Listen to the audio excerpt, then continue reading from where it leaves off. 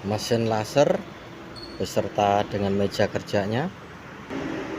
Kemudian ini layar monitornya, keyboard serta mouse. Komponen lainnya ini cooler atau pendingin daripada mesin CNC laser. Dan yang tak kalah penting adalah bagian ini. Ini isinya oli, ada olinya dan ada pompanya. Pompanya berfungsi untuk memompa oli untuk melumasi roda-roda atau rel yang berhubungan dengan kegiatan atau pergerakan di mesin laser. Halo semua, jumpa lagi dengan Utomo Mawardi. Assalamualaikum warahmatullahi wabarakatuh. Video kali ini kita akan membahas tentang pompa oli di mesin laser ini ya, CNC laser ini ya. Sesuai dengan pertanyaan di kolom komentar dari kawan kita. Nanti tunjukkan namanya atau ininya yang bertanya di atas ini ya. Beliau bertanya, jika pompa oli rusak atau olinya tidak bisa menyebar atau pergerakan oli itu berhenti ya, jadi kasarnya pompanya rusak, bagaimana langkah-langkahnya?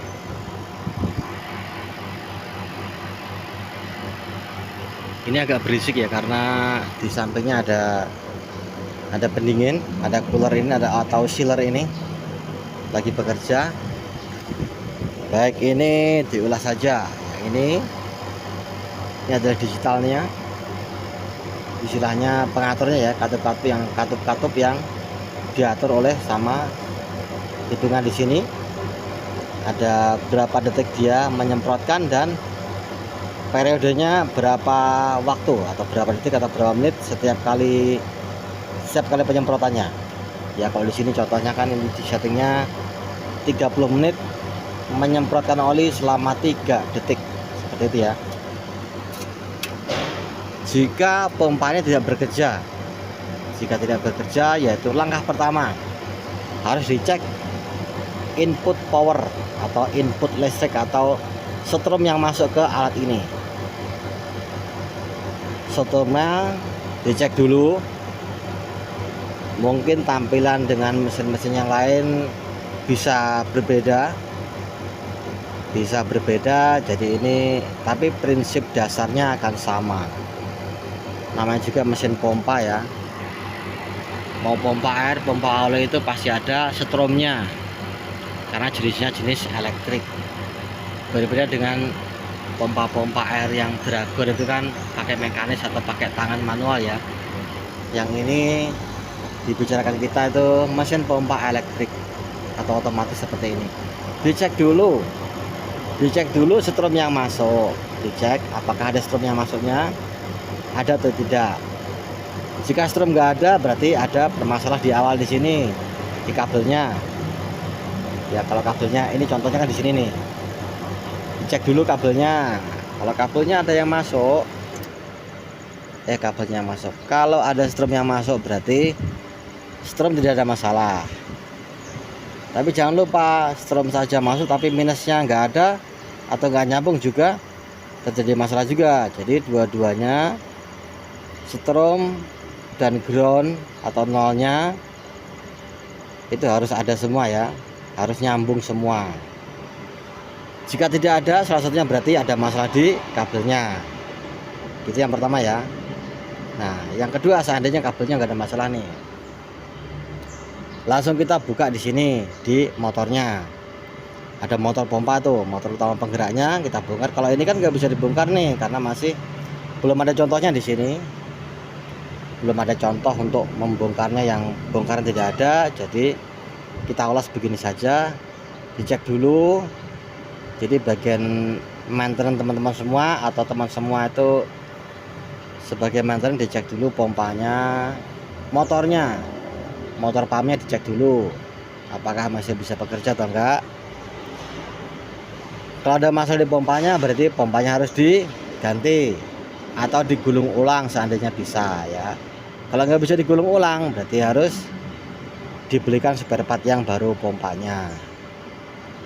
Nah, jika pompa tidak bermasalah berarti kan bisa Misalnya kita nggak pakai timer ini, berarti kan on terus, nyemprot terus, itu ya nggak apa-apa. Tetapi kan masalahnya kalau nyemprot terus berarti olinya kan terlalu boros dan akan berceceran di mana-mana, di lantai-lantai. Nanti akan banyak sekali oli dan mengakibatkan pemandangannya tidak bagus dan mengakibatkan ongkos yang tinggi juga. Nah, kemudian kalau motor udah bagus, tinggal masuk ke ininya, timer atau apa ya, alat pengantar penyemprotan waktunya. Nanti bisa di sini dicek juga ini. Kalau bermasalah, ya kita harus diganti bagian yang ini. Kalau di sini kan digitalnya ini. Mungkin kalau masih ada yang manual ya bisa pakai timernya. Mungkin ada yang masih pompanya pompa yang ini jenis-jenis yang timer biasa, kemungkinan ya siapa tahu ada, berarti bisa diganti juga. Di pasaran tentunya ada. Jika nggak ada, berarti harus order ke pemasok mesin tersebut, pemasok dari pompanya kalau ada mereknya. Kalau mereknya nggak ada, berarti harus menghubungi dari pihak supplier dari mesin CNC lasernya. Begitu. Jadi kalau pertanyaannya kenapa kalau seandainya pompanya rusak, bagaimana cara mengatasinya? Dan yang pertama tadi adalah cek kabelnya atau setrumnya itu yang masuk ada enggak. Kalau ada, tapi jangan lupa yang plus dan minusnya ya, atau groundnya itu harus ada ya. Nanti plusnya ada, 0 atau groundnya itu enggak ada kan nggak nyambung juga, nanti nggak kerja juga. Kemudian lanjut ke bagian motornya, motor pompanya jika jelek atau sudah tidak bisa bekerja, harus diganti motornya. Seandainya motor bagus tapi nggak bisa nyemprot, apakah ada di alat ininya, timernya, atau alat yang berfungsi untuk menggerakkan pompa, kapan pompa bekerja dan kapan pompa berhenti, serta kapan berapa lama waktu pompa bekerja, bisa dilihat atau diopreknya di alat ini ya, bagian di sini ya. Seperti itu. Ini teknik-teknik yang bisa saya sampaikan kepada teman-teman semua. Semoga bisa dicek ya, atau bisa dipraktekkan. Kalau saya nggak bisa praktekkan karena nggak ada contoh yang lainnya ya. Semoga bisa bermanfaat ya, terutama buat yang teman bertanya di kolom komentar. Kawan-kawan semua, demikian tadi video singkat kita tentang menjawab pertanyaan dari kolom komentar. Bagaimana jika pompa oli mesin CNC laser itu rusak dan langkah-langkah penanganannya. Semoga dengan video singkatnya bisa bermanfaat buat kita semua. Terima kasih sudah menonton. Sampai jumpa pada video-video menarik selanjutnya. Assalamualaikum warahmatullahi wabarakatuh. Salam helm biru.